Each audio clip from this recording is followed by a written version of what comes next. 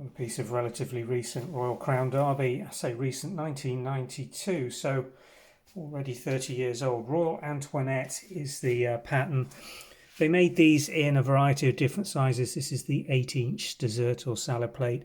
Very deeply moulded scalloping rolling rim, as you can see.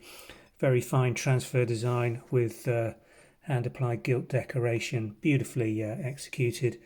There are the China marks, modern Royal Crown Derby, Royal Antionette A1225. LV is 1992 for the date of production. In fine condition, no condition warnings on this at all. It really is in as near mint condition as you're going to find one. Quite difficult to find these. Didn't make them in massive quantities because they were really expensive pieces of Royal Crown Derby when they were being produced in the 80s and 90s. This one's available from the Vintage and Antiques website.